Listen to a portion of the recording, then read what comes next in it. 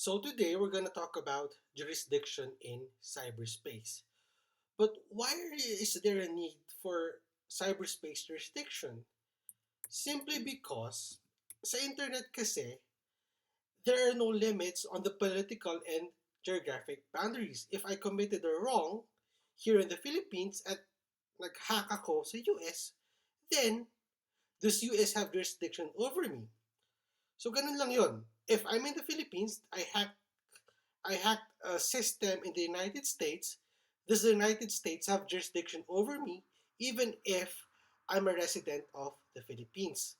So paano natin madidetermine if a state has jurisdiction over someone who committed a tort in the internet regardless of their geographic boundaries? Well, we use the minimum contact test.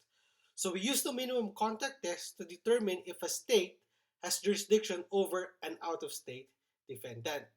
So ano itong minimum contact test? Where there was a precedent, the case was Zippo versus Zippo.com, that was 1997. This is what we call the Zippo sliding scale standard to see if someone has jurisdiction in cyberspace. So number one, or is there substantial contact of business? Number two, interactivity through a website. And then number three, passive advertising. So these three categories determines if there is or there is no jurisdiction in cyberspace. If there is a substantial conduct of business, I advertised something in cyberspace or I sell something in cyberspace, then definitely that state kung saan mo ginawa yung business has jurisdiction. Okay? So what I mean by there, taga Philippines ako, but I had a business in cyberspace that I conducted it in the States, then the United States has jurisdiction over me. Okay? So, take note that I'm from the Philippines, pero I'm conducting my business or these activities in the United States. Interactivity through a website may or may not have jurisdiction. So there was the precedent here. If you want to search, it's Yahoo versus Lycra 2002. What happened here is Yahoo was selling online items, specifically not online items, and some of the items they were selling were Nazi items. Then Lycra, taga France, saw these items online while, nasa France, I think a French company or of the French government saw Yahoo selling Nazi items online. And may access yung mga French people doon. So then, what happened was, kinasuhan ng France yung Yahoo because anti-Nazi yung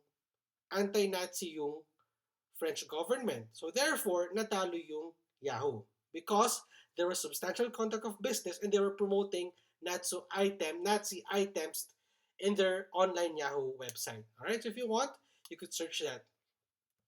Passive advertising, there's no jurisdiction.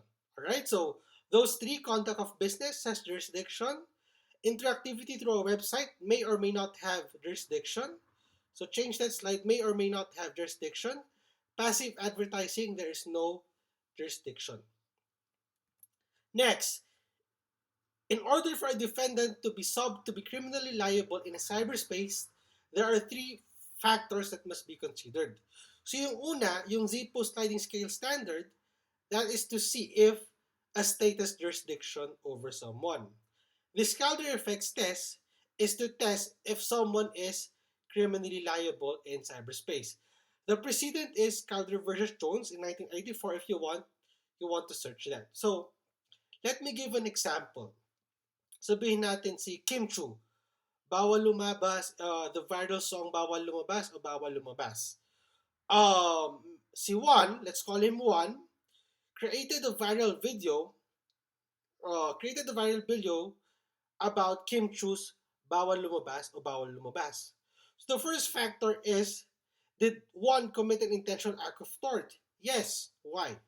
Because of cyberbullying, right? So number two factor, if a person or one, our example, is criminally liable because of that cyberbullying. Number two, that is expressively aimed at the forum state. So what was the purpose of one posting that viral video of Kim Chiu? Where did he post it? Number one, he posted it in Facebook account. Who were the people who were able to see it? Of course, the Philippines who knows Kim Chiu. Okay? Pinost niya, pinost niya where Kim Chiu resides and where almost everyone knows who Kim Chiu is. If I'm one, pero pinakita ko lang sa barkada ko, without the intention of spreading it, sabi ko, tignan mo to, may viral video akong ginawa regarding Kim Chiu. Pero wag niyo i-share ha, sa atin lang to. If I did that, or one did that, para lang sa barkada niya, then he's not criminally liable.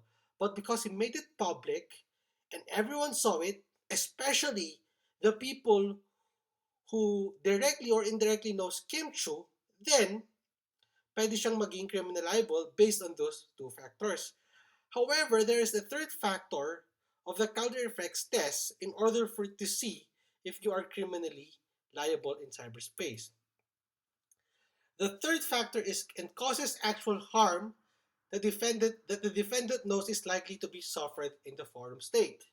What happened when one posted that viral video of Kim Chiu? Well, Kim Chiu has to prove na he was depressed. There was psychological harm in order for one to be criminally liable. Well, at first, malungkot si Kim Chiu, right? He was depressed because of the viral video. However, what happened was, Kim Chiu herself made the viral video of that song. Therefore, diba, sumikat siya, nagkaroon pa siya ng millions, it did not cause her harm. In fact, Kim Chiu profited from that viral video by making a song that she did herself, na bawal lumabas. So in terms of what one did of Kim Chiu's viral video, then based on element number three, it did not cause her actual harm, then one is not criminally liable. Alright?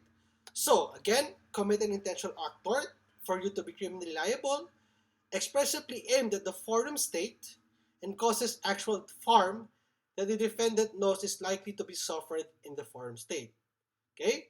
So Kim Chiu, or one, is missing element number three, therefore is not criminally liable. Alright? So, suggested further readings regarding e-jurisdiction. You could search Universal View Music. It's here. American ABFI versus First Union Bank and Bragg versus Linden Research. Itong Bragg versus Linden Research, if you've been playing Second Life, it's about that. So if you like this video and you learned something, kindly like, share, and subscribe. Alright, see ya!